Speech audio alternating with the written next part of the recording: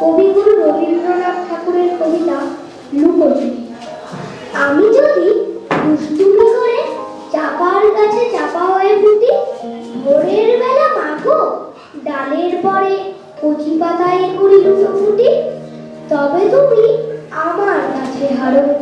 তখন কি মা চিনতে আমায় পারো? তুমি ডাকো খোকা, কোথায় ওরে? আমি শুধু হাসি চুপটি করে। যখন তুমি থাকবে যে কাজ নিয়ে, সবই আমি দেখবো নয়ন মেলে।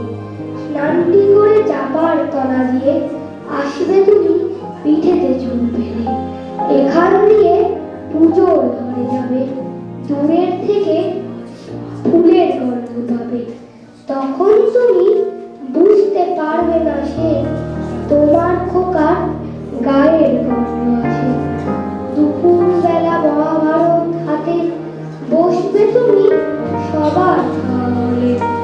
গাছের ছায়া ঘরের জানালাতে পড়বে সে তোমার করে।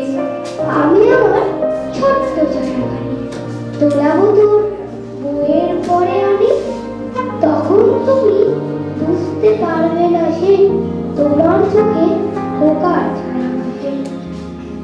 সন্ধ্যেবেলায় প্রদীপ খানি গেলে যখন তুমি যাবে গোয়াল ঘরে, তখন আমি ফুলের খেলা খেলে তুম করে মা পড়বো ঝরে।